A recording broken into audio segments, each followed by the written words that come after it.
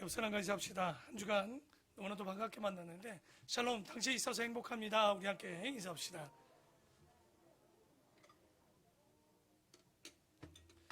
그렇죠. 지금 델타 변이로 많이 시끄럽지만 그래도 전반기를 지켜주신 하나님께 감사하는 마음으로 오늘 또 이렇게 맥주 감사절 귀한 예배를 드리게 하신 하나님께 감사를 드립니다. 우리가 여러 가지 절기가 있지만 실제 추수감사절 혹은 부활절 그리고 성탄절 그 가운데도 맥주감사절이 있지만 맥주감사절은 그렇게 기념하거나 기억하거나 혹은 이 절기가 또 무슨 절기인지를 잘 모르는 분들이 종종 있습니다. 그래서 여러분 오늘 주보에 보시면 오늘 우리가 은혜의 글, 믿음의 글 쪽에 보시면 여호와께 감사라는 내용을 가지고 우리가 절기에 대해서 초실절, 칠칠절, 오순절, 맥주절 실제 다 같은 그러니까 초실절 이후에 일어나는 칠칠절 왜냐하면 첫 보리를 주님께 바치고 나서 7주간, 77에 49일이죠. 그 50일째 되는 날을 우리가 오순절이라고 부르고 또 그날을 또 우리가 보리를 또 수확해서 맥주 감사절. 종종 같아서 그만 맥주 감사절은 아니고요. 맥주 감사절입니다. 그러니까 어떻게 보면 보리를 추수하고 밀을 추수하는 그러니까 추수감사절의 의미를 갖고 있는데 오늘 그 글 중에서도 맨 마지막에 보면 이 날은 무언가를 드리는 날이 아니라 무언가에 주시는 하나님께 감사하는 날이라고 이런 주제를 좀 가지고 있습니다. 그래서 오늘 우리가 전반기를 지켜주신 하나님 뒤돌아보면 얼마나 감사합니까? 우리가 작년에 그 코로나 가운데서도 그리고 또 올 한 해를 지나서 6월을 지나고 7월 첫째 주를 드리는 오늘 우리의 입술의 고백은 다 하나님의 은혜였다 라고밖에 고백을 할 수밖에 없습니다. 항상 그 은혜 가운데 거하는 우리 귀한 성도들 되기를 부탁을 드립니다. 근데 문제는 뭐가 문제냐? 도대체 그 하나님께 감사하라고 그러는데 그 하나님이 누구일까요? 우리는 누구를 사랑한다라고 얘기하면서 그 사랑하는 대상이 어떤 분인지를 정확히 알지 못하는 경우들이 있습니다. 혹은 조건을 보거나 혹은 어떤 환경을 보고 요즘 보면 사람들이 젊은 사람들이 결혼할 때 사람의 인성이나 그 사람의 마음을 보기보다는 뭐와 결혼한다고 많이 얘기합니까? 조건과 결혼한다는 이야기를 종종 합니다. 그러니까 그 사람의 어떤 내용 상관없어요. 그 사람이 가진 건물이나 재력이나 혹은 직장이나 연봉을 보고 실제 결혼하는 사람들이 꽤 있습니다. 그래서 결혼해서 그런 조건이 맞지 않으면 헤어지고 함께하지 못하는 경우들이 있는데 우리도 하나님을 믿는다고 하지만 실제 그 하나님의 대상에 대해서 모르고 그저 나를 병 고쳐주시고 나를 평안케 하시고 내 문제 가운데 내 문제를 해결해 주시는 하나님이라고 생각한다면 굳이 우리가 교회까지 와서 하나님을 믿을 필요가 있을까?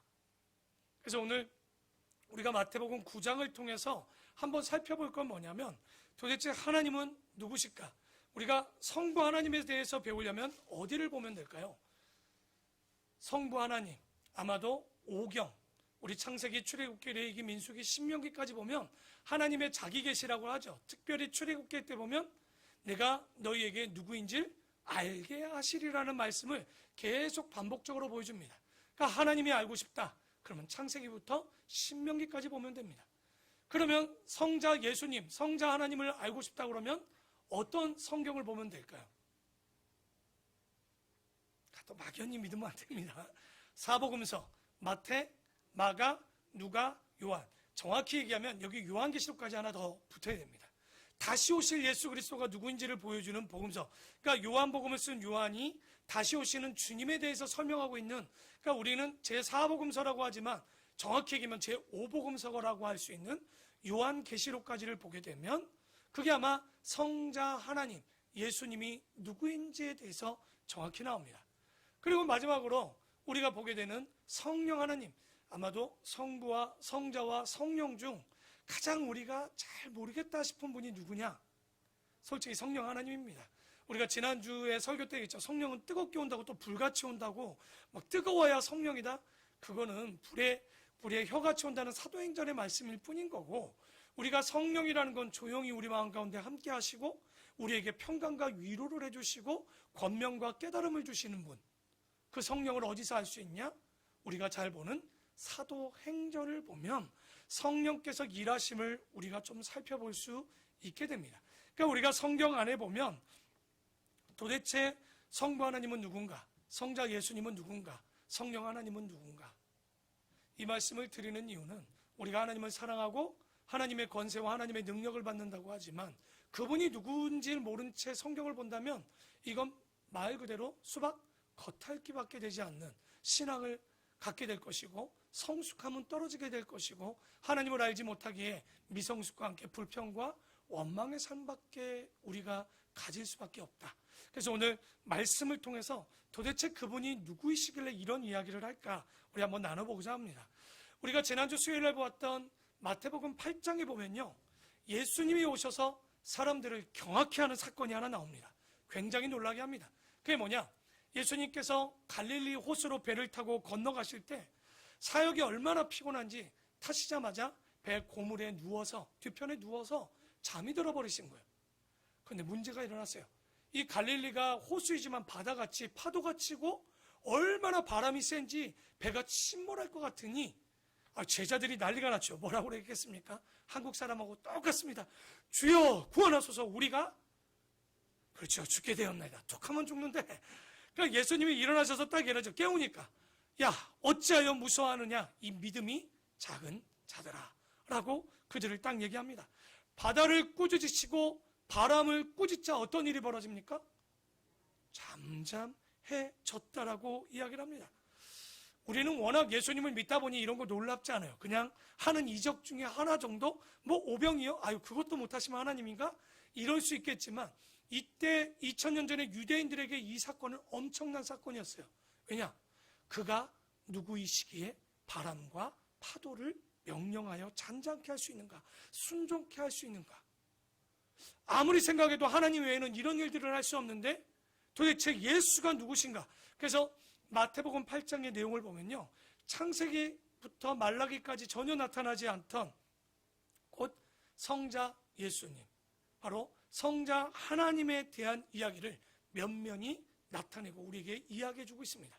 그런데 9장에 더 놀라운 사건이 하나 터지는 거예요. 오늘 9장에 보면 또 하나의 사건이 나오는데 이 사건은 하나님이 아니고서는 도대체 전혀 할 수 없는 일이었습니다. 하나님 아니고서는 감히 할 수 없는 일, 그게 뭐였냐? 자, 한번 봅시다. 예수께서 배에 오르사 건너가 본 동네라고 하지만 자기가 살았던 동네, 바로 가버나움에 가신 거예요.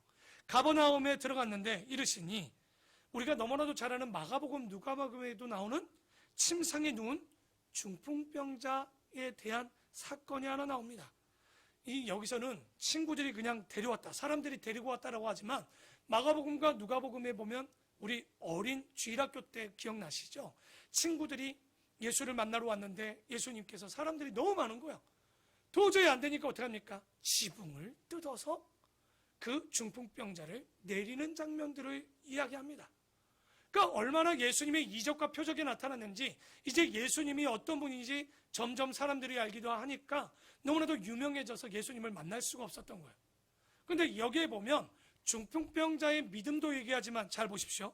여기서 누구의 믿음을 얘기하는지, 침상에 누운 중풍병자들을 사람들이 데리고 오거늘 예수께서 그들의 믿음을 보셨다고 나옵니다. 누구의 믿음일까요?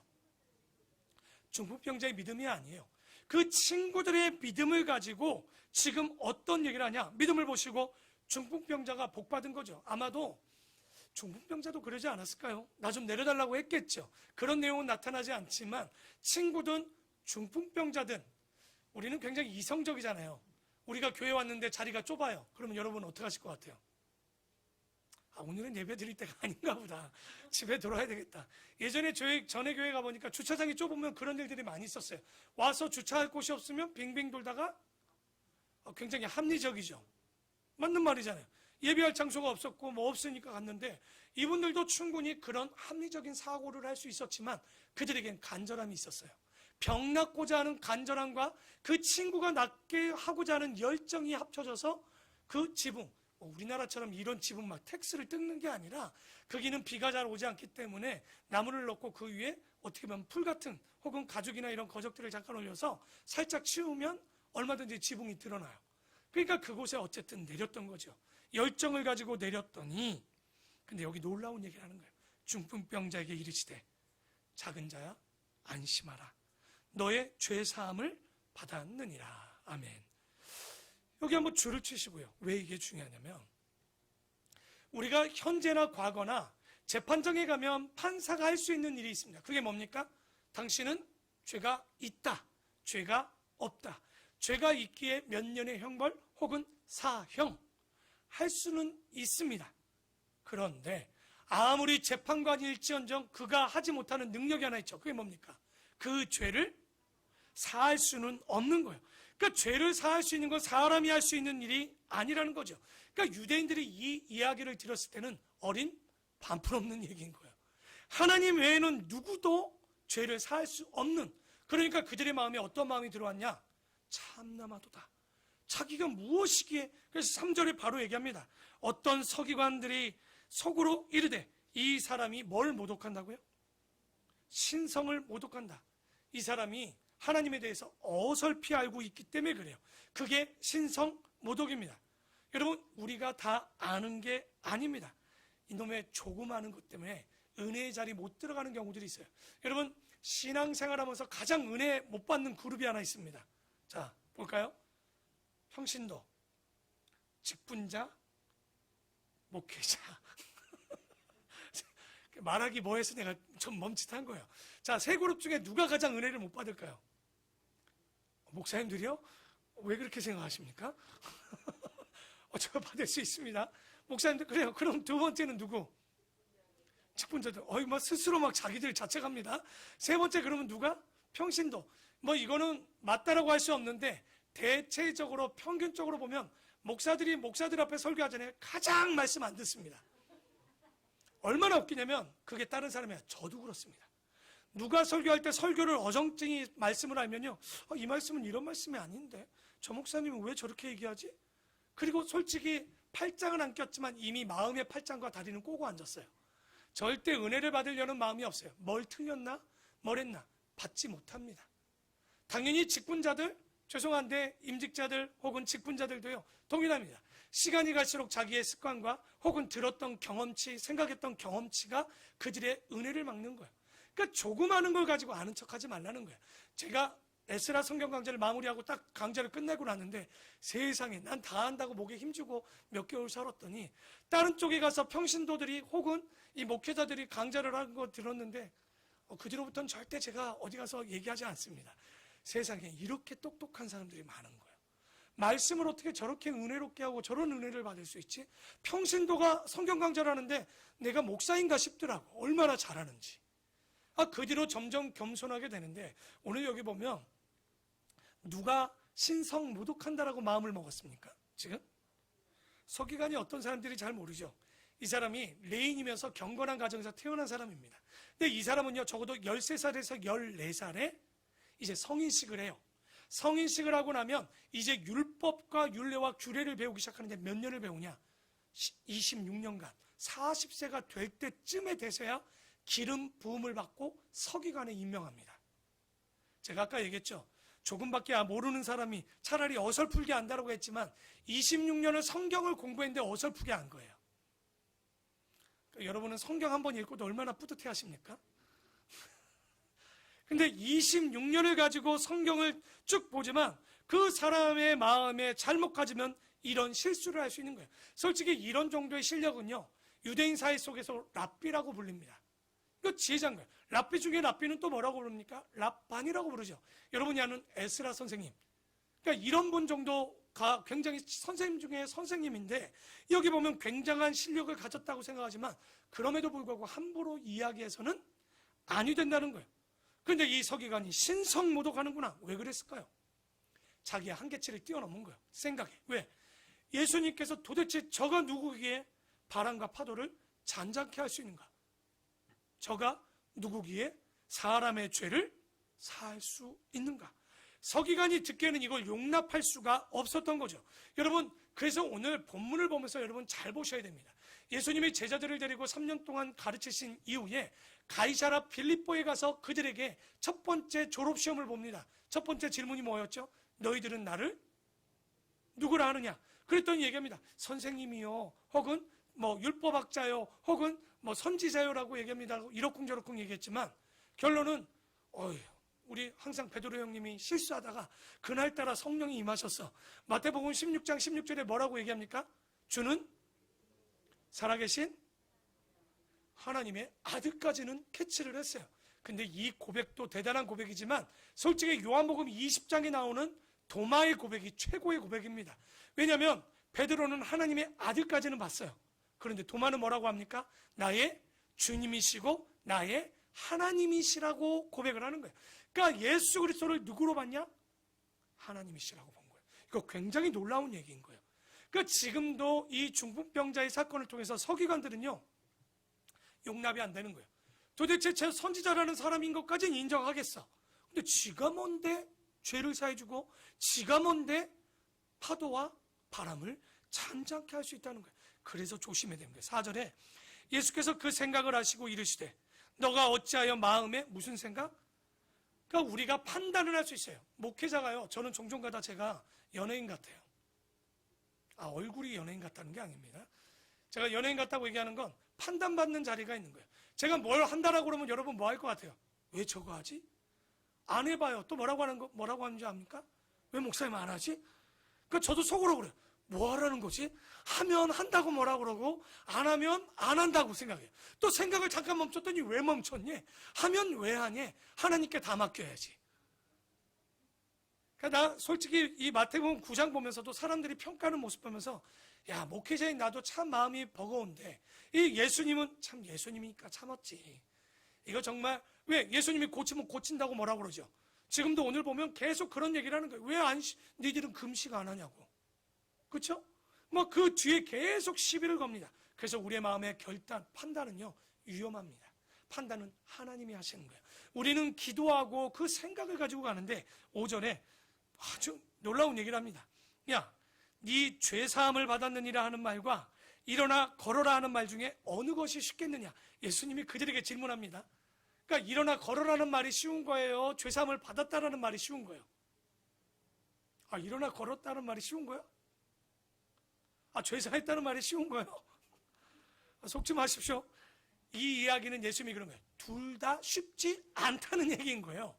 그러니까 둘 중에 하나가 쉽다는 얘기가 아니에요. 걸어가라는 얘기가, 자 볼까요? 여러분, 내 죄사함을 받았느니라는 이야기는 사람이 할 수 있는 얘기입니까? 아무도 할 수 없는 거예요. 안 되는 이야기예요. 그러면 중풍병자도 어떤 병입니까? 이것도 불치병이에요. 나을 수 없는 병이에요. 호전은 되지만 나을 수 없는 병이 중풍병입니다.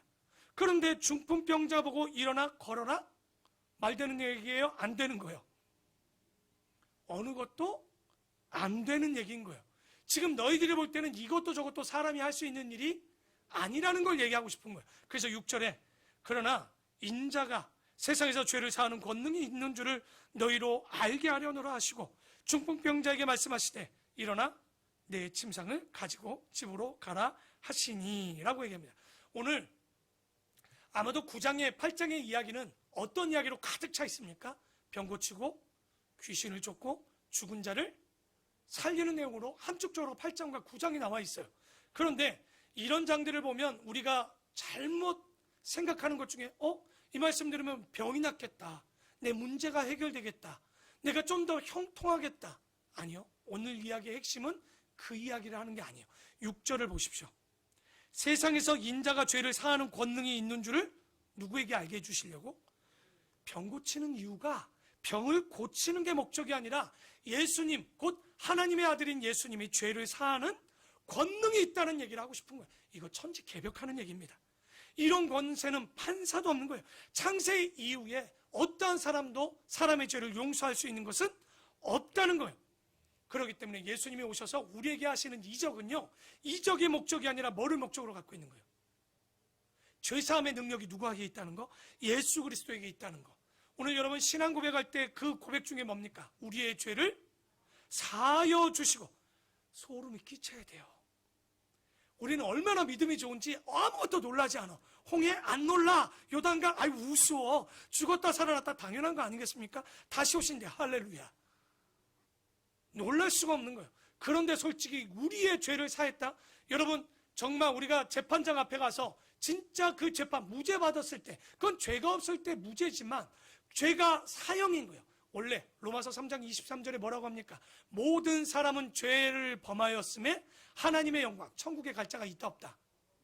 여러분은 다 그런 분들이에요. 그런데 예수님이 오셔서 나를 믿는 자는 멸망치 않고 영생을 얻게 하려 하심이니라. 생명 중요합니다. 병 고치는 것 중요합니다. 문제 해결 중요합니다.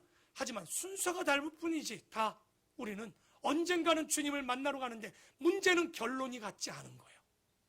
오늘 이 이야기는 소름이 쫙 끼쳐야 되는 거예요. 우리의 죄를 사하시고, 여러분 개역 한글에 보면 사도신경의 맨 마지막에 이렇게 돼 있죠. 죄를 사하여 주시는 것과 몸이 다시 사는 것과 영원히 사는 것을 믿습니다라고 돼 있습니다. 어떤 것도 우리가 할 수 없는 문제예요. 몸이 다시 사는 거 할 수 있습니까? 죄를 사하는 거 우리가 할 수 있습니까? 영원히 사는 것을 우리가 할 수 있습니까? 그런데 그 주님을 믿으면, 하나님의 아들 예수 그리스도를 믿으면 그 모든 문제가 죄와 사망의 권세에서 우리를 해방시켜 주신다는 거예요. 여러분, 이 예수님이 이렇게 말씀하실 때 오늘 중풍병자의 사건은 굉장히 좋은 케이스입니다. 왜냐하면, 자, 물어볼게요. 유대인들은 중풍병에 걸리면 뭐 때문에 걸렸다고 생각합니까? 그들의 기본적인 개념은요, 죄가 있기 때문에 병이 온 거예요. 아이가 장애를 가지고 태어났다? 죄가 있는 거예요. 부모 어떤 죄가 있기 때문에 그렇게 왔다는 거죠. 그런데 그 죄의 문제 때문에 불행하게 되고 원망스럽고 고통과 질병에 벌을 받고 있는데, 그러면 이 사람의 어떤 게 해소가 되면 이 문제가 해결될까요? 그렇죠. 의사가 와서 병을 고쳐야 해결되는 문제가 아니라 예수님이 와서 죄의 문제를 해결해 줘야지만 생명과 병의 문제가 나을 수 있다는 것을 보여주는 아주 핵심적인 강력한 메시지가 오늘 마태복음 9장에 있는 거예요. 그래서 예수님이 그 얘기 한마디 합니다. 뭐라고요? 이 사람이 죄 사함을, 웃기죠? 둘 다 쉽냐? 어렵지 해놓고서 둘 다 해결합니다. 죄 사함 하시고 나서 뭐라고 합니까? 일어나 걸어 가라라고 얘기하는 거예요. 그 얘기는 곧 그가 뭘 받았다는 거예요? 죄 사함을 받았다는 거죠. 그러니까 병자를 고치는 것도 중요하지만 예수님께서 죄를 사하여 주시는 분이라는 거, 그분에게 이 권세가 있다는 것이 얼마나 중요합니까? 여러분, 하나님을 믿는다는 건 내 죄를 사해 주셨다는 사실을 믿는다는 것과 같다는 이야기인 거예요. 그런데 조심해야 되는 거, 모든 사람에게 적용할 수 있는 말씀일까요? 지금 제가 어디 가서 기도합니다. 중풍병자여 예수님의 이름으로 명하노니 일어날지어다. 네가 죄사함을 받았느니라. 근데 그렇게 일어났으면 우리 교회가 요만했겠습니까? 아마 벌써 교회를, 그렇죠?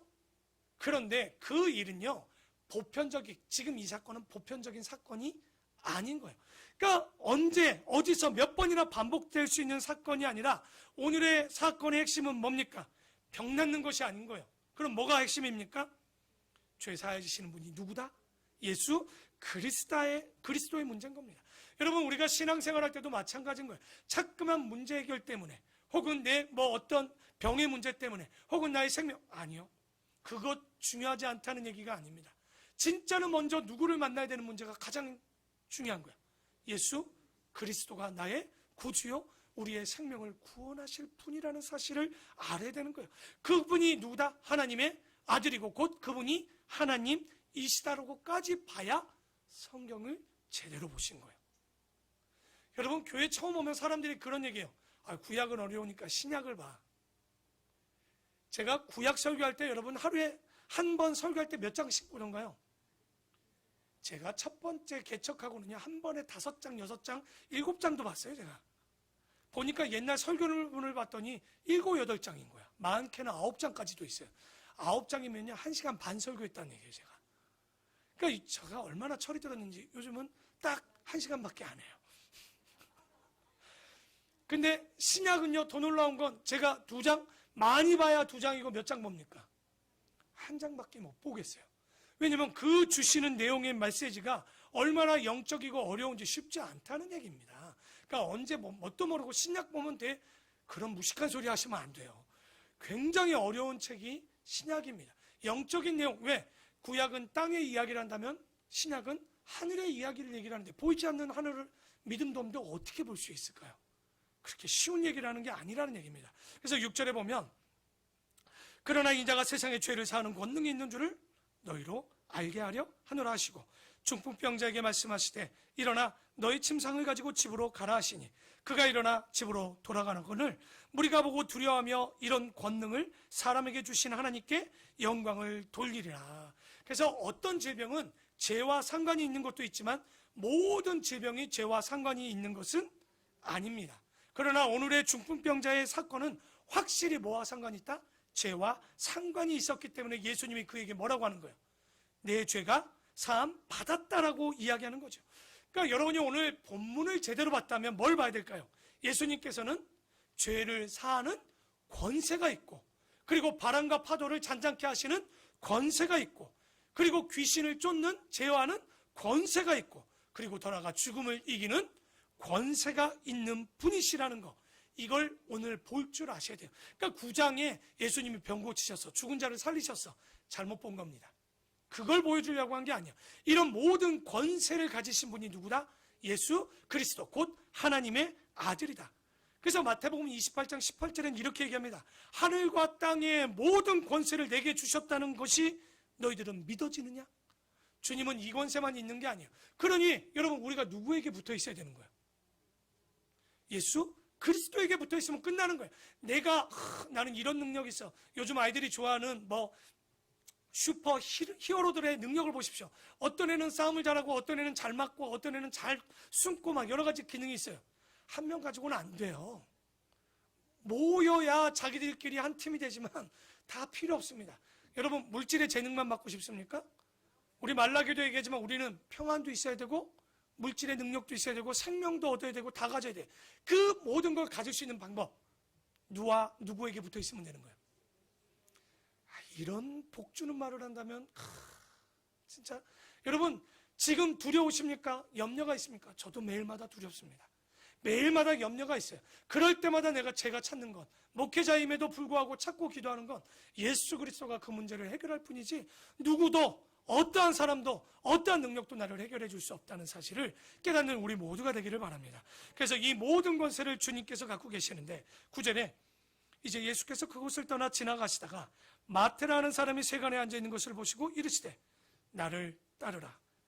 지금 마태가 소명받는 장면을 기록하고 있습니다. 근데 예수님 전도하는 걸 보십시오. 마태가 돈을 쫓는 분이에요. 딱 한마디만 합니다. 나를 따르라. 저도 맨날 기도해요. 누구야? 야, 교회 갈래? 야, 우리 교회 가면 말씀도 좋고, 우리 교회 가면 밥도 맛있고, 사람도 얼마나 좋은지 몰라. 야, 예수를 믿으면 행복해. 이런 말 안 하고, 야, 나를 따르라. 나도 국세청 가가지고 직원에게 딱 앉았을 때 나를 따르라 했을 때 또 직원이 따라오는 역사가 좀 있으면 얼마나 좋겠나 싶은데 그 역사는 안 하시더라고. 아무리 말해도 잘 안 되는데, 우리 예수님은요 정말 멋진 거예요.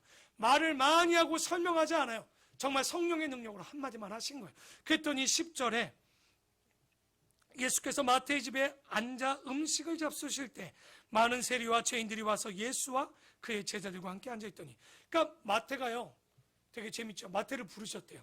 근데 마태복음 누가 썼죠? 설마 헷갈려서 지금 멈칫한 건 아니죠? 마태는 누가 썼다고요? 마태가 썼죠. 그런데 지금 보니까 이런 거 국어 시간에 배우면 뭐라고 그래요? 3인칭 작가 시점인 거죠. 자기가 자기를 쓸 때 마태를 부르셨다라고 그러잖아요. 그러니까 마태를 부르셨는데 마태 옆에 누가 있다라고 그래요? 세리와 죄인들이 있대요. 세리는 직장 동료겠죠. 마태가 세리다 보니까 직장 동료니까 거기까지는 이해를 하겠는데 왜 예수님과 식사하는데 죄인들이 왔을까요? 이 죄인은 도대체 누구를 얘기하는 걸까요? 이건 설명이 좀 필요합니다. 지금 예수님 때는요, 이스라엘은 로마가 지배하고 그 안에는 헤롯이나 이런 분봉왕들이 그곳을 지키고 있었단 말이에요. 그러면 로마가요, 세금을 걷고 싶지만 이때는 공권력이 거기까지 미치기에는 너무 힘들어요. 그러니까 세금 걷는 길이 힘들죠. 그래서 로마에서 공고를 합니다. 이번에 구로동에 세금을 얼마 걷을 수 있냐 그러면 한 팀이 나와요. 100억이요. 그랬더니 옆에서 110억이요. 그랬더니 마지막 놈이 120억이야. 그러면 어디에 이게 딱딱 120억이죠. 120억 하는데 이 사람이 세리가 가서 자, 세금 이번에 토지세 50만 원 내세요. 낼까요? 그러니까 마태 갈 때 혼자 안 가. 옆에 약간 어깨들이 가죠. 딱 가서 여기 약간 흉터 있고 이게 딱 하면 그 미꾸라지인지는 모르겠는데 뭐를 하나 그려놓고 딱 이렇게 서 있으면 사람들이 어떻게 하는 거야? 뒤돌아서는 욕을 더럽게 하겠지만 여기 딱 주겠죠. 여기에 세리집에 모였던 마태의 세리 친구들과 죄인들은 누구라고 볼 수 있냐면, 요즘 같으면 조폭이라 할 수도 있고, 조금 다른 말로 하면 용역하는 사람도 있죠. 가서 뭐 이런 뭐 하는 거나 이런 것들. 그래서 예수님을 사람들이 얘기할 때 뭐라고 예수님을 이야기합니까? 바로 그 옆에 모여있는 사람들 보세요. 세리, 죄인들, 용역들, 과부들, 뭐 하나 좋은 게 하나도 없어. 그러니까 소문나기를, 먹기를 탐하고 포도주를 즐겨야 하며 세리와 죄인들의 친구로다. 여러분, 이게 얼마나 그런 내용이겠습니까? 제가 여러분 동네 돌아다니는데 동네 조폭들하고 앉아서 맨날 식사를 하거나, 그게 좀 좋지 않은 사람들하고 앉아서 밥 먹으면 여러분 뭐라고 그럴 거예요? 목사님 요즘 미쳤나 봐. 제정신이 아닌가 봐. 성령이 어디 가셨나? 그러니까 돈을 따지나? 우리 목사님이? 충분히 그럴 수 있겠죠. 그런데 예수님께서는 전혀 그런 얘기에 개의치 아니하시고 죄인들과 세리의 친구가 되어주셨던 거예요. 참 우리가 감동적인 거죠. 여기 죄인 아닌 사람이 누가 있겠습니까? 알고 보면 조폭과 같은 일들도 때리지만 않았지, 우리가 말로써 때리고 말로써 얼마나 사람들을 힘들게 하는 사람들이 얼마나 많이 있습니까? 그럴 때 11절에 얘기합니다. 바리새인들이 그것을 보고 그의 제자들에게 이르되, 야, 어찌하여 너희 선생은 세리와 죄인들과 함께 잡수시냐? 바리새인들 뻔하죠. 좀 아는 것들이 항상 문제죠. 근데 제자들이 뭐라고 대답해요? 야, 니네 선생님은 왜 조폭하고 밥 먹어? 그게 사랑하셔서. 그러니까 말이 안 통하잖아. 뭐 사랑하셔서 뭘 사랑해요, 조폭을. 그러니까 그런 말들이 안 믿는 자들에게는 용납이 안 되는 거죠. 그러니까 12절에 이렇게 얘기합니다. 예수께서 답하시는 거죠. 예수께서 들으시고 이르시되, 건강한 자에게는 의사가 쓸데없고 병든 자에게라야 쓸데있느니라. 너희는 가서 내가 긍휼을 원하고 제사를 원하지 아니하노라 하신 뜻이, 이거 호세아 6장 6절의 말씀이죠. 근데 예수님이 바리새인들에게 뭐라고 합니까? 그 뜻이 무엇인지? 자, 또 하나 질문 낼까요? 어떤 사람에게 얘기할 때 공부하라는 얘기 제일 싫어하는 사람이 있습니다. 교회에서. 목사들이에요. 왠지 알아요? 자기를 알면 얼마나 안다고 목사한테 공부하라고 그래. 왜 지금 상황이 그러냐면, 바리새인 서기관은요, 이 시대의 가장 율법과 말씀에 있어서 뛰어난 사람이에요. 예수님의 제자들이나 예수님이 똑똑해봐야 사람들 머리에는 선지장 정도. 제자들은 다 어부 혹은 뭐 다른 뭐 당원, 열심당원 이 정도야. 세리도 있고. 그런데 그런 선생이라는 분이 리더가 와서 그러더니 바리새인에게 쉽게 해서, 이게 카이스트 나왔고 박사야. 그런데 나 중학교 검정고시인데 와갖고 뭐라고 그러는 거야? 아이고, 박사님 공부 좀 해야 되겠어요? 그럼 뭐라고 그럴 것 같아요? 진짜 내가 박사만 아니면 진짜 이런 것만 격식만 없었으면 끝난 거죠. 지금 얼마나 기분이 나빴냐면, 예수님이 얘기했을 때 너희들 주님이 제사를 원하고, 그 제사가 아니라 순종을 안 하고 인애를 원하는 거 너희들 몰라? 공부 좀 해. 진짜 그러면서 하는 얘기가 뭐냐면, 나는 의인을 부르러 온 것이 아니요 죄인을 부르러 왔노라. 근데 이 이야기는요, 누가 제일 기분이 좋았을까요? 이거 세리 마태에게 있어서는요, 복음 중에 복음입니다. 세리라는 직업 자체가 죄인인 걸 너무나도 잘 알고 있어요. 그런데 이 사람에게 지금 뭐라 합니까? 나는 의인을 부르러 온 것이 아니라 뭐라고요? 죄인을 부르러 왔다. 근데 너무 죄송했지. 자기 때문에 세리들과 이런 죄인들과 밥 먹었는데 누가 욕을 먹고 있는 거예요? 예수님이 욕 먹어서 너무 그렇겠지만, 시간이 지나도요, 마태는 이 말씀을 잊을 수가 없는 거예요. 아마 마태복음 중에 가장 마태에게 기억 남는 말씀이 뭐냐라고 물으면 아마 저는 9장 13절 같다라고 봐요. 나는 의인을 부르러 온 것이 아니라 죄인을 부르러 왔다. 이 말씀이 복음 중에 복음이고 우리에게도 복음이 되지 않을까요? 여러분이 얼마나 의인이겠습니까? 여기 누가 당당하게 하나님 앞에 나오겠습니까? 그런데 주님께서 얘기하죠. 바로 의인을 부르러 온 것이 아니라 죄인을 부르러 왔다. 여러분, 우리 교회 왔는데 저런 인간이 교회 와? 이런 거 하지 말라고 그랬죠. 손가락질. 왜? 하나는 저 사람, 하나는 하나님, 세 개는 나 욕하는 거야. 그러니까 절대 손가락질 하는 거 아니에요. 그래서 우리가. 그래서 항상 저런 사람이 변화되면 어떻게, 이게 바로 하나님의 은혜이지 않는가 이야기할 수 있는 거죠. 자, 14절에 또 한 사건이 또 일어납니다. 그때 요한의 제자들, 예수님의 제자 아닙니다. 세례 요한의 제자들이 예수께 나와 이르되, 우리의 바리새인들은 금식하는데 어찌하여 당신의 제자들은 금식하지 아니하나이까?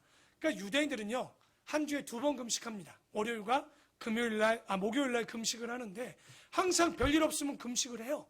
근데 세례 요한이 봤더니 예수님과 예수님의 제자들은 금식을 안 해요. 그랬더니 15절에 예수께서 그들에게 이르시되 혼인집 손님들이 신랑과 함께 있을 동안에는 슬퍼할 수 있느냐? 그러나 신랑을 빼앗길 날이 이르리니 그때에는 금식할 것이니라. 그러니까 15절에 보면요, 잘 보시면 유대인들이요 월요일과 목요일날 금식하지만 어떤 때는 금식을 안 하느냐? 결혼식 날은 겹쳐도 금식하지 않습니다. 예수님의 이 이야기는 내가 살 날이 이제 얼마 안 남은 거잖아요. 그러니까 이 잔칫날에 신랑과 함께 있는데 무슨 금식이냐? 그러니까 이 이야기를 비유로 하시면서 혼인집에서 잔칫날에 금식하지 않는 거야. 그러니까 제자들이 답을 못하니까 예수님이 해명을 해주시는 거죠. 그리고 16절에 생배 조각을 낡은 옷에 붙이는 자가 없나니 이는 기운 곳이 그 옷을 당기어 헤아림이 더하게 되며 새 포도주를 낡은 가죽 부대에 넣지 아니하니 그렇게 하면 부대가 터져 포도주를 쏟아지고 부대도 버리게 됩니다. 새 포도주는 새 부대에 넣어야 둘이 다 보존됨이니라. 이거는 뉴스에도 혹은 신문에도 혹은 영화 대사로도 많이 나오는 얘기죠. 그러니까 우리가 17절에 보면 예수님이 볼 때 유대인들의, 여러분 이게 진리를 얘기하는 거예요. 금식하는 게 진리입니까? 이사야 34장에도 우리가 봤지만 진짜 하나님이 기뻐하는 금식은 이런 게 아니잖아요. 보여주는 금식을 얘기한 게 아니었단 말이에요. 그러면 여기 예수님이 말한 이 새 부대는 새 술에 넣어야 된다는 이유가, 새 술은 새 부대에 넣어야 되고 헌부대에 넣으면 안 된다는 이유가 뭘까요? 이 헌부대는 뭘 얘기하는 거예요? 율례와 규례와 율법을 얘기하는 게 아니라 그들에게 내려오는 관습을 얘기하는 거예요. 또 이 말씀 보고 야, 교회 뭐 새롭게 성경만이 중요한 게 아니라 이러면 안 되는 거예요.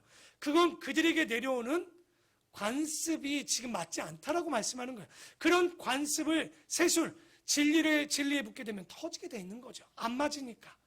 그러니까 여러분, 그릇은 형식인 거예요. 진리를 닦기 위한. 그러니까 교회가 형식이 있죠. 자, 9시 예배 안 드리면 안 되는 거예요? 꼭 드려야 되는 거예요? 안 드리면 안 돼요? 우리 교회 없는 게 하나 있죠? 다 있는데 금요철야가 없어요. 그럼 우리 교회 이상한 교회입니까?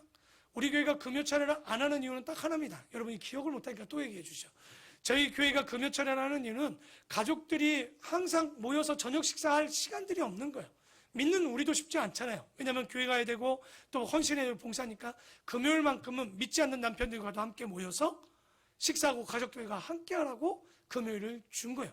우리는 금요 목장을 하고 있지만 그래도 여러분들에겐 그런 시간을 주는 거. 그럼 우리 교회 또 금요철에 안 하니까 더 궁시렁거리는 사람들이 있어요. 근데 제발 제가 그러는 거예요. 궁시렁거리는 분들은 대부분 금요철에도 안 올 분들이에요. 그러니까 참 희한하더라고. 되게 그러니까 있어야 될 것이 없을 땐 되게 힘들어해. 근데 본인은 안 와요. 그러니까 나는 또 그게 힘든 거지. 만들면 와야 되는데 나는 하겠다면 만들겠어요. 정말. 얼마든지 이게 아니라 우리 교회도 금요철회가 필요해요? 저는 하겠습니다. 어차피 그날 와서 목장하는데 뭐 금요철회 한다고 뭘 그게 뭐 더 대단하고 덜 하겠습니까? 그러니까 우리가 진리는 변하지 않되 그릇은, 형식은 변할 수 있는 거. 예수님과 유대교의 차이를 보여주고 있는 거예요. 그래서 우리가 자꾸만 그릇에 매이지 말라는 거예요. 이런 관습과 습관에 매여서 이런 거 안 하면 자기가 불안한 거지 하나님이 불안한 게 아닌 거거든요. 우리가 진리 안에 있으면 되지 않을까 싶습니다. 자, 18절입니다. 예수께서 이 말씀을 하실 때 한 관리, 여기는 한 관리라고 나오지만 마가복음과 누가복음에는 이 사람을 누구라고 나오냐? 야이로 회당장입니다. 회당이라는 곳의 장이에요. 그런데 이 한 관리가 와서 절하며 이르되 내 딸이 방금 죽었사오니 오셔서 그 몸에 손을 얹어주시고 그러면 살아나겠나이다. 야, 이 양반도 대단한 겁니다. 이미 딸이 죽었는데 방금 죽었으니까 와서 기도해 주면 뭐 한다는 거예요? 그러면 사흘 지나면 안 되나요? 죽은 나사로는 사흘입니다. 여러분, 그러면 시체에 냄새가 나면 안 되나요? 냄새가 나도 됩니다. 오늘 9장의 핵심은 뭐라고 그랬죠? 죽고 사는 문제가 아닌 거예요. 이것들 또한 사망을 이길 수 있는 권세를 가지신 분이 누구다? 예수 그리스도다. 이걸 보여주고 싶은 이것도 하나의 사건입니다. 그러자 예수께서 일어나 따라가심에 제자들도 가는데 가다가 누구를 만나요? 12해 동안 혈루증을 앓는 여자가 예수에 들어와서 그 겉옷가를 만지는데, 그러니까 여러분, 혈루증을 어떤 학자들은 혈우증이라고 우겨요. 혈우증은 피가 멈추지 않는 병, 혈루증은 성병입니다. 생식기에 고름과 피가 멈추지 않는 게 혈루증이에요. 근데 이거는 레위기의 율법으로 보면 불가촉병인 거예요. 사람들에게 와도 돼도 안 돼요. 만져도 안 돼요. 그들과 대화도 정말 거의 안 될 정도로 오히려 그들은 그래서 보면 그 베다니 지역에 몰려서 살잖아요. 기억나시죠? 나병 환자나 혈루증 환자나 이런 자들만 모여 산단 말이에요. 그런데 이 여인이 지금 여기서 혈루병이 걸린 걸 알면 어떤 일이 벌어질까요? 돌 맞아 죽습니다. 불가촉병이고 율법을 어긴 거기 때문에 죽는데, 그럼에도 불구하고 이 여인은 뭐하러 지금 나온 거예요?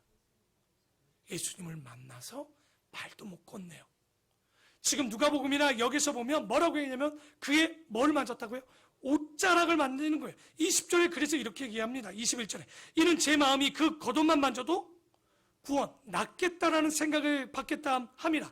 예수께서 돌이켜 그를 보시며 이르시되 딸아 안심하라, 너의 이 믿음이 너를 구원하였다 하시니 여자가 그 즉시 구원을 받으리나. 그러니까 누가복음에는요 그렇게 얘기 안 해요. 누가 내 옷에 손을 대었느냐? 그러면서 뭐라고 합니까? 내게서 능력이 나갔느니라 합니다. 우리 복음서 성가 중에 주의 옷자락 만지시고 이 찬양이 나오는 이 혈루병 여인, 얼마나 간절했을까요?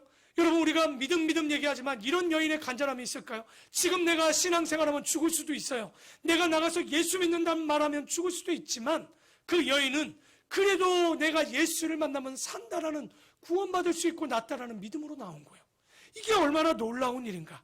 그러니 내 믿음이 너를 구원하시니 평안히 가라. 여러분, 정말 이런 예수님의 고백들을 보면 재미있는 건 뭡니까? 병 고쳤다, 내 능력으로 너를 병 고쳤다라고 얘기하지 않아요. 뭐라고 꼭 얘기합니까? 너의 믿음이 너를 구원하였다라는 거예요. 참, 여기 22절에 보면 이 여인이 부끄러운 병에 걸렸기 때문에 예수님 앞에 당당하게 나올 수 없었고, 사람들이 몰리고 밀치는데 자기가 할 수 있는 일은 예수님의 옷자락만 만져도 낫겠다라는 믿음인 거예요. 오늘도 여러분 이 시간에 우리의 문제가 뭐 황 목사의 능력, 뭐 그 손길로 기도하면 낫습니까? 아니요. 예수님은 항상 얘기합니다. 너의 믿음대로 될지어다. 오늘 우리에게 그래요. 우리의 병이 낫지 않아도 우리에게 영생을 주신 하나님, 나에게 참 평안을 주신 하나님. 저도 살 때마다 죽음이 두렵습니다. 왜냐하면 나이가 먹어감에 따라 자꾸만 죽음의 길은 가까워지죠. 그래서 기도합니다. 하나님, 죽음 이후에 주님, 내가 주님만 함께 한다는 그 사실만으로도 내 마음에 평안함을 좀 주시라고. 정말 그때마다 주님은 우리의 마음에 진짜 평안함을 주신 하나님인 줄 믿습니다. 여러분들 그 믿음에 동참해야 되겠죠. 그래서 이 병을 고치고 이제 야이로 회당장의 딸을 고치러 다시 가는데 23절에 예수께서 그 관리의 집에 가서 피리 부는 자들과 떠드는 무리를 보시고, 이때 유대인들도요 장례식장에 피리 부는 자들, 노래하는 게 뭐냐면 곡하는 자들을 사는 거예요. 그런데 그들이 피리 불고 있을 때 그들에게 이르시되 물러가라, 이 소녀가 죽은 것이 아니라 잔다 하시니 누가 비웃습니까?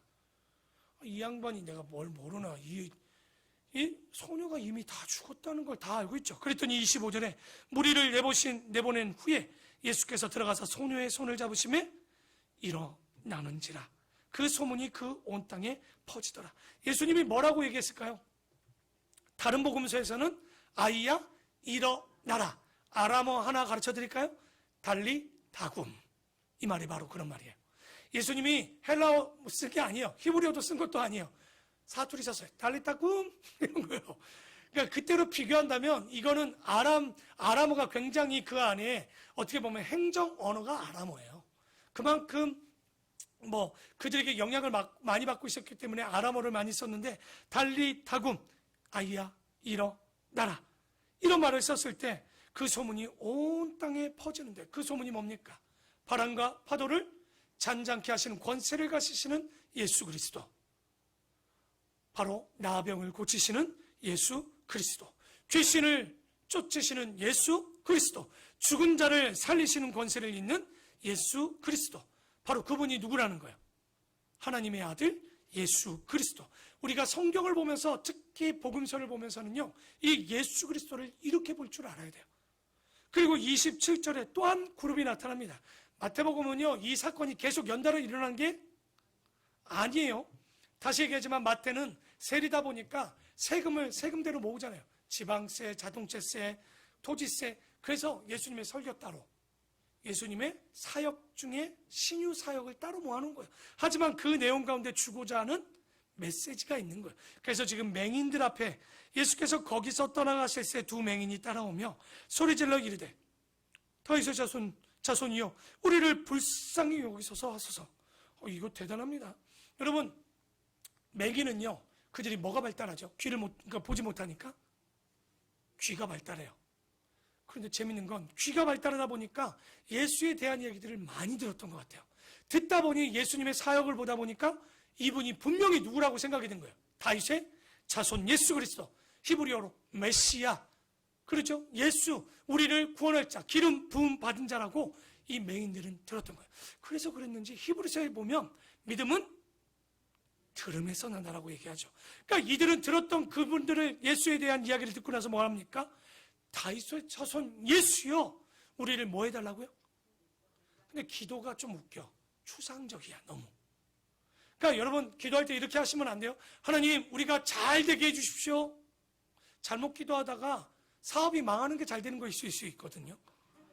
내가 망하는 게, 혹은 내가 병드는 게 잘 되는 걸 수도 있어요. 왜? 내가 돈은 잘 버는데 하나님을 모르는 것보다 오히려 망하는 게 나에겐 잘 되는 길인 거예요. 그러니까 기도를 굉장히 구체적으로 하실 필요가 있는 거예요. 뭐 공부 잘하게 해주세요. 그게 다가 아닌 거예요. 그러니까 우리가 진짜 기도할 때 구체적이어야 되는데 맹인들이 약간 기도를 두루뭉술하게 이렇게 얘기하죠. 하지만 마태는 어쨌든 내용을 다 뺀 것 같아요. 간결하게 얘기하는데 예수께서 집에 들어가시면 맹인들이 그에게 나오거늘 예수께서 이르시되 내가 능히 이 일을 할 줄을 너희들이 믿느냐? 대답하되 주여 그러하오나이다 하니 이에 예수께서 그들의 눈을 만지시며 이르시되 너희 뭐대로 되라? 참 끝없이 예수님은 그들에게 믿음대로 아주 간결하게 얘기합니다. 도대체 이 믿음은 그들에게 무엇이었을까요?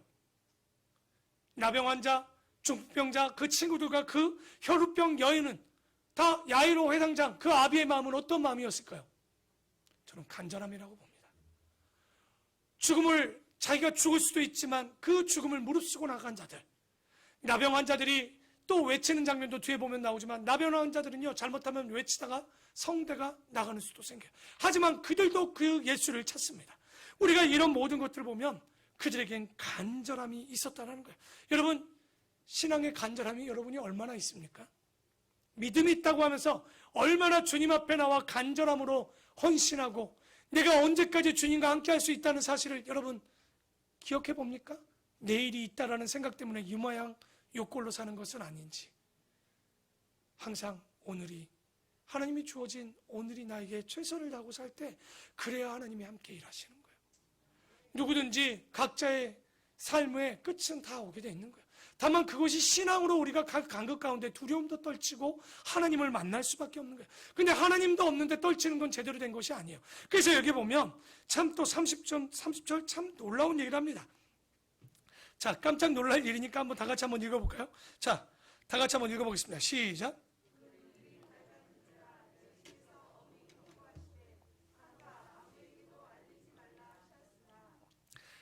여러분, 어디 가서 3명 모아놓고 이런 얘기하죠. 야, 이 이야기는 절대 하지 마. 그놈의 절대는요, 꼭 가서 그 중에 한 명 가서 한다는 얘기입니다.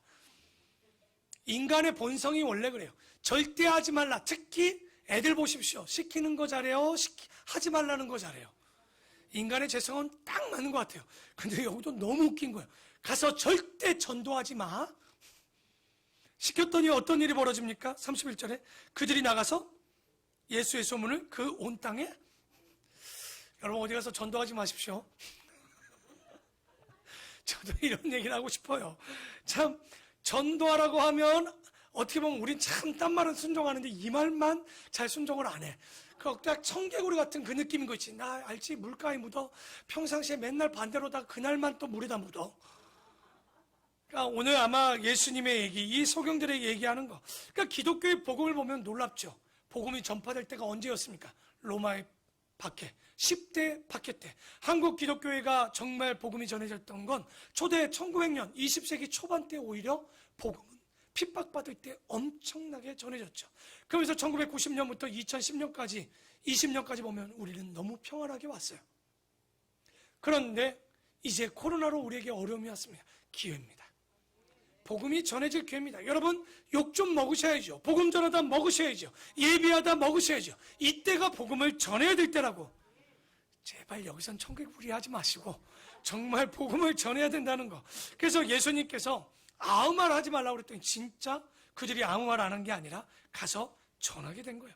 그래서 32절에 마지막, 또 그들이 나갈 때 귀신 들려 말 못하는 사람들이 예수께 데려오니 귀신이 쫓겨나고 말 못하는 사람들이 말하거늘 무리가 놀랍게 여겨 이르되 이스라엘 가운데 이런 일을 본 적이 없다 하되. 왜 그럴까요? 구약에는 귀신 쫓는 장면이 없습니다. 신약의 예수님을 통해서 처음으로 귀신 쫓는 장면이 나타나는 거예요. 그러니 처음 본 거죠. 그래서 바리새인들이 이르되 그가 귀신의 왕을 의지하여 귀신을 쫓아낸다. 좀 아는 것들이 꼭 이게 문제라니까요. 왜냐하면 조금 아니까 뭐라 그러는 거예요. 이 예수님의 사역을 누구에게 영광 돌리고 앉아있는 거예요 지금? 귀신? 여러분, 귀신이 소경의 눈도 뜨게 합니까? 귀신이 죽은 자를 살리십니까? 귀신이 우리의 문제를 해결해 줍니까? 아니요. 귀신은 절대 우리를 좋게 하는 게 아니에요. 어떤 모든 것들의 끝은 우리를 망하게 하고 하나님을 만나지 못하게 하는 거예요. 여러분, 절대적으로 우리에게 좋은 열매를 맺지 못하게 하는 게 귀신인데, 이 바알세불의 왕의 힘을 입어서 예수가 귀신을 쫓았다. 이 바리새인들 한다는 소리나 하는 짓들을 한번 보시라는 거예요. 그자 35절에 예수께서 모든 도시와 마을에 두루 다니사, 줄 한번 칩시다. 그들의 회당에서, 우리 마태복음 4장 23절에 나왔던 거죠.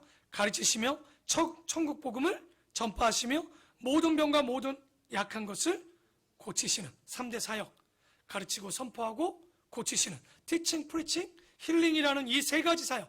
여러분, 우리도 교회라면 적어도 선포합니다. 그리고 전파하고 가르쳐야 되는 것이고, 마지막 교회 오면 힐링이 일어나야 될 줄 믿습니다. 근데 교회 와서 맨날 상처받았어요, 시험 들었어요, 그러면 어떡합니까? 그러니까 바알세불의 힘을 입으면 안 되는 거예요.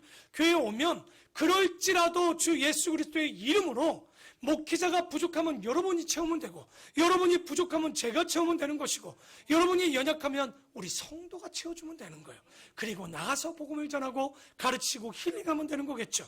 그래서 36절에 무리가 보시고 불쌍히 여기시니, 이는 무리를 보시고 불쌍히 여기신 예수께서 이는 그들이 목자 없는 양과 같이 고생하며 기진함이니라.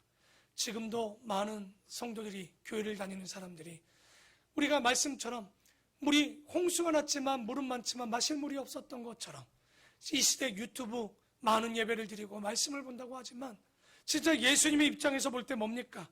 이단 사이비를 찾아서 멀리 쫓아다녀요. 왜?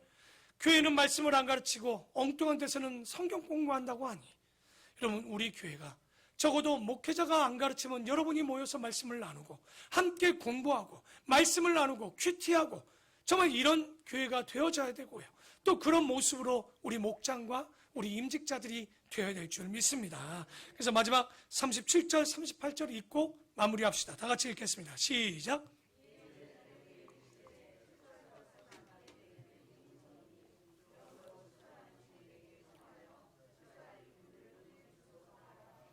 아멘. 저의 기도 제목이요, 하나님의 기도 제목일 거예요. 추수할 것은 많대. 사람들이 얘기합니다. 여러분, 저쪽 도로, 특히 동네 도로나 상가 쪽 가보시면요, 하나 걸러 뭐가 있던가요? 미장원만큼이나 교회가 많습니다. 사람들은 얘기합니다. 교회가 너무 많은 거 아니냐고. 이렇게 하나면 되지, 그 교회가 그 교회고 저 교회가 그 교회인데 이렇게 많냐고 하지만, 한국 5천만 6천만 인구 중에 예수를 믿는다는 사람들은 700만? 많아야 800만?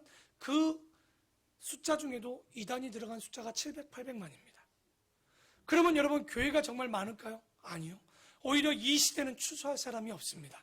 교회가 개척되어지고도 있지 않습니다. 신학교는 신학생들이 줄어가고 있습니다. 오히려 최고의 학문은 신학이고 배워야 되는 것은 신학인데도 불구하고 사람들이 먹을 수 없고 잘 될 수 없고, 그게 사업이 아니기 때문에 우리는 잘 먹고 잘 살자고 하는 것이 신학이 아니지만, 세상의 어떤 가치만큼 사람을 거듭나게 하고 영생을 그들에게 줄 수 있는 과정과 통로가 될 수 있는 이 진리를 가진, 그래서 무엇을 마실까 입을까 염려하지 않고 정말 보장할 수 있는 이 자리가 말씀을 가르치고 배우고 힐링할 수 있는 교회이지 않을까. 그래서 우리가 진짜는요, 이 교회가 가야 될 게 뭘까요? 오늘 총체적인 말씀은 이겁니다. 병 고치는 것도, 귀신을 쫓는 것도, 모든 형통한 것도 뭐라는 거예요? 누구를 알아야 된다는 거예요. 자, 하나 모를까요? 옛날에 이런 말 있죠. 기는 놈 위에 걷는 놈이 있고, 걷는 놈 위에 벌써 날라요?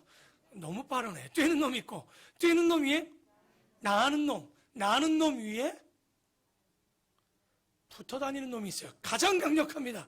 이 붙어 다니는 놈이 정말 강력하대요. 왜 그러냐면 성도는요, 하나님께 붙어 다니는 사람입니다. 요한복음 15장 5절에 보면 나는 포도나무요 너희는 가지라. 그가 내 안에 거하면 사람이 열매를 많이 맺나니 나를 떠나서는 너희가 아무것도 할 수 없다라고 얘기합니다. 우리는 붙어 다니는 놈이 돼야 됩니다. 예수를 떠나서는 아무것도 할 수 없는 거예요. 내가 죽고 그래야 내가 접붙임을 당하는 거예요. 바울도 얘기합니다. 우리 이방인들은 예수 그리스도 안에 뭐 당한 자라고요? 접붙임 당했다라고 로마서는 얘기합니다. 왜냐하면 내 가지로는 이거 가시나무예요. 나쁜 열매를 맺어요. 근데 이 열매가 포도나무에 접을 붙이자 뭐를 맺게 되는 거예요? 열매를 맺고 포도를 맺고 정말 하나님 앞에 성숙하고 성장하는 일이 나타난다는 거죠. 오늘 말씀은 딱 하나만 얘기하는 거예요. 여러분, 병 낫는 게 문제입니까? 아니면 홍해가 갈라지는 거 이게 대단할까요? 아니면 우리의 문제가 잘 되어서 잘 풀려서 사업이 잘 되는 걸까요? 아니요. 그건 죽으면 끝나는 거예요. 진짜는 주님 앞에 접붙임 당해서 영원한 생명을 얻게 될 것을, 내 죄가 사할 것을, 내가 그리고 하나님의 자녀 될 것을, 이 접붙임을 당하면 우리에게 능치 못할 일, 그 중에 죄 사함을 받았느니라.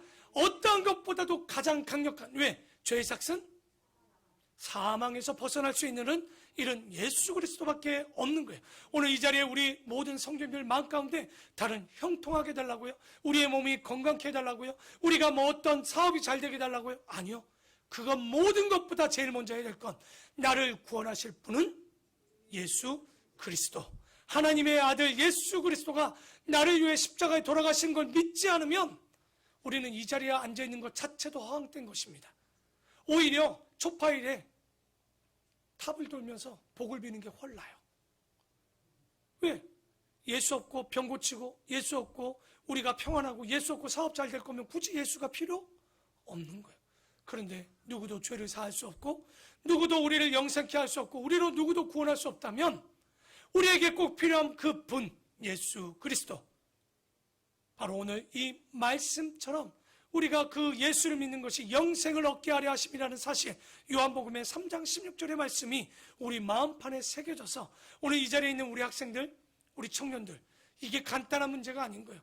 이 예수가 없으면 우리의 인생은 아무것도 아니라는 사실, 우리는 헛된 인생이라는 사실을 기억하시고 예수를 믿고 예수를 감당하고 예수와 함께 동행하는 우리 모든 성도들이 되기를 축원합니다. 기도하겠습니다.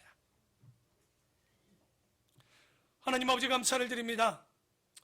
우리가 주께 나가고 주께 믿고 싶고자 하지만 마음은 벌써 잘하고 싶은 마음으로 가득 찹니다. 하지만 뒤돌아보면 잘하고 싶은데 예배하기 싫고, 잘하고 싶은데 기도하고 싶지 않고, 잘하고 싶은데 주님 앞에 나오고 싶지 않습니다. 주님, 우리의 기도는 주님 앞에 나오는 것이요, 주님을 알아가시는 것이요, 주님 말씀에 순종하시는 것을 하는 것임을 잊지 않게 하여 주시옵시고, 오늘 이 자리에 나온 우리 또 예배하는 모든 자들 마음 가운데 하나님을 믿고 하나님을 섬기고 하나님 앞에 있음을 잊지 않게 하여 주셔서 예수가 우리의 능력이요, 예수만이 우리의 구주요, 예수만이 우리의 생명임을 깨달을 수 있는 믿음 되게 하여 주시옵소서. 오늘 이 시간 우리 마음 가운데 불안한 마음이 있습니까? 병이 있습니까? 아버지, 어려워서 주님 앞에 기도하기조차도 입술도 떨어지지 않는 자들이 있습니까? 하지만 주님은 오늘도 우리와 함께 하십니다. 그 믿음을 믿고 나아갈 때 하나님, 성령님 우리 마음 가운데 함께 하여 주시고 접붙임 받게 하여 주시옵시고, 예수 그리스도가 우리의 구주 되게 하여 주셔서 하나님, 우리 마음 가운데 불안한 마음, 생명과 평강의 주님을 만나게 하여 주시옵소서. 사망과 죄의 사슬을 벗어나게 하시는 예수 그리스도를 믿게 하여 주시옵소서. 이 믿음을 믿고 살아내는 우리 귀한 모든 성도들 되기를 원하며 예수 그리스도의 이름으로 기도드립니다. 아멘.